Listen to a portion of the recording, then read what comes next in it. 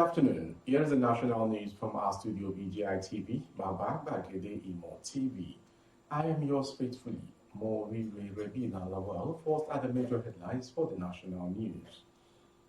Concerning 2023, zoning presidency to North will lead to chaos. Clark. Those pushing for polls without restructuring, political criminals, Gani Adams. Residents flee as gunmen launch fresh attack on Zangokata in Kaduna. Ekiti pensioners take case to God, laments 2 billion naira unpaid gratuities. Man kills, bones blind siblings over land dispute in Anambra. I could have died from heat stroke, African ref. That's coming from sport and the news and details. Edwin Clark, an Ijaw national leader, has appealed to those aspiring for presidency in the 2023 general elections in the North to reconsider their ambition. He noted that those aspiring for presidency from the North, such as the former Vice President Alhaji Atiku Abubakar and Governor Aminu Tambuwa and others, for the interest of unity, peace, and progress of the country, will consider their interests to avoid chaos. In a statement on Monday by Clark, he noted that rotation of power between the geopolitical zones in the country was to overall interest and unity of the country. Clark stated that though the concept of zoning is not written in the Constitution, rotation of power is the best interest of the country's unity.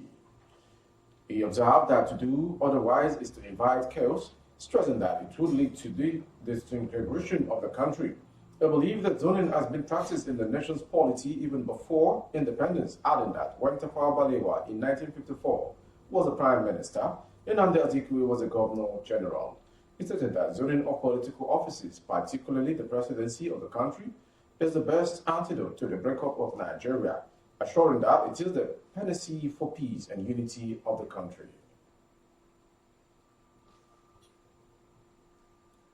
The Ààrẹ Ọ̀nà Kakanfò of Yorubaland, Chief Gani Adams, has called on the President, Major General Muhammadu Buhari, retired, to ensure that the 1999 Constitution was replaced with a new one before the 2023 general elections. The National Coordinator of Odua People's Congress, who also asked Buhari to restructure the country before the next general elections, insisted the task was achievable if the President wanted it done. Adams, while speaking with the Punch in Ile-Ife at the grand finale of this year's edition of Oduduwa Festival on Monday, also said anyone pushing for an election with the current system of government in the country should be called political criminals. He said constitution amendments should come before the 2023 general elections. I will neither dissuade them from holding the election nor criticize them because the vacuum must be filled in 2023. But for us to move forward as a country, we must restructure it into regions. If we don't do that, I strongly believe that no matter who is elected to that seat, he will not achieve anything with the current constitution. Immediately you vote him in, he will be careful to tamper with the constitution. Buhari is going now. He has a little time to correct the system from what it is today. There was a fresh attack on Kurmi Masara in Atiyat Chiefdom, Zangokata, local government area of Kaduna State.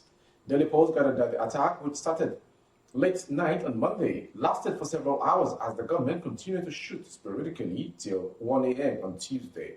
The attack is coming less than 24 hours after gunmen stormed Kurmi Masara community, killed 11 persons and burned over 30 houses and properties. Youth leader of Atiyat Chiefdom, Gabriel Joseph, confirmed the attack to the Daily Post on Tuesday morning. He said after residents of Kurmi Masara deserted their community during the Sunday attack, the government decided to attack Atisa, a nearby settlement of the same Kurmi Masa axis.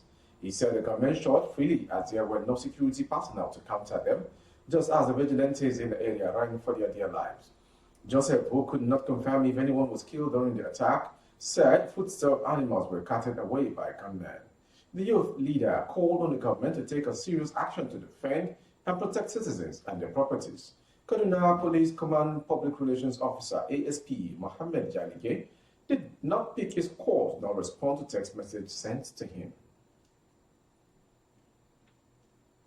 Still on the national news, Pensioners in Ekiti have resorted to seeking spiritual intervention over their 2 billion naira unpaid gratuities by the state government, among other challenges. The pensioners attended an interdenominational prayer session at the Secretariat of the Nigerian Union of Pensioners, NUP, OK Barricade in Ado Ekiti. Some of the pensioners who were moved to tears prayed God to touch the heart of the state governor, Dr. Kayode Fayemi, to pay their arrears of the gratuities and pensions. The pensioners also prayed for the growth of the economy and peace of Nigeria, particularly during the forthcoming elections.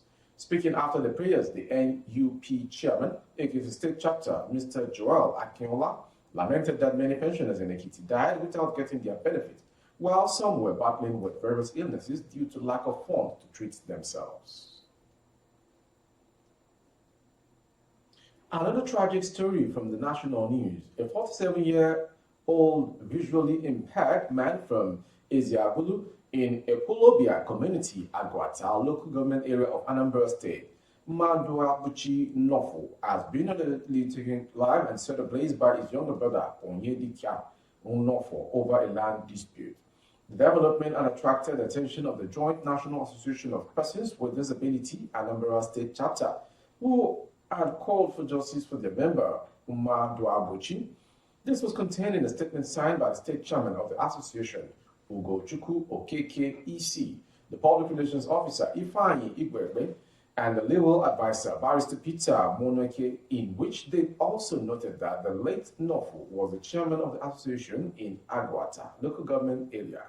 The group statement read in part, the attention of the Joint National Association of Persons with Disability, Anambra State Chapter, has been drawn to the brutal murder of our chairman in Agwata LGA Chapter, Mr. Maduabuchi Nofo, a visually impaired. Nofo, age 47, a native of Eziagulu in Ekulobia community, Agwata LGA, was allegedly murdered and set ablaze by his younger brother, Mr. Onyedika Nofo, on Sunday, January 30th, 2022.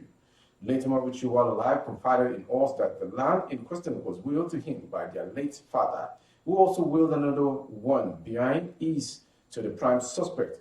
He also told us that his brother since then had tried all he could to take over the land by force for sale. And the last story for the national news is coming from the sport angle. The referee who blew the full-time early in an African Cup of Nations match claims he could have died of heat stroke. Zambian Gianni Sikazwe ended Tunisia's game against Mali 13 seconds before the 90th minute, where having previously blown for full-time 5 minutes earlier, before checking the timing and restarting the game. I have seen people going for duties outside the country and come back in casket, he said. I am very close to coming back like that. I was lucky I didn't go into a coma. It would have been a very different story. The doctors told me my body was not cooling down. It would have been just a little time before I would have gone into a coma, and that would have been the end. I think God told me to end the match. He saved me. That was the national news from BGI TV. But before we go, a quick recap of the headlines once again. Zoning presidency to North will lead to chaos. Clark. Those pushing for polls without restructuring, political criminals. Gani Adams, who also brought to you resident flee as gunmen launch fresh attack on Zangokota in Kaduna. Ekiti pensioners take case to court, laments 2 billion naira unpaid gratuities. And another one man takes his brother's life, burns blind, sibling overland dispute in Anambra. And lastly, sport. I could have died from heat stroke, AFCON ref. Thank you for watching.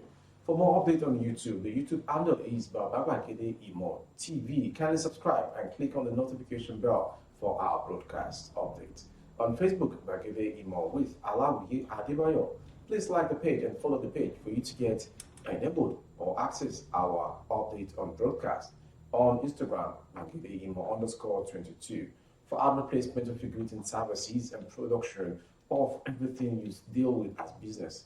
Coverage of event and function. The phone number streaming on your screen is the number to dial.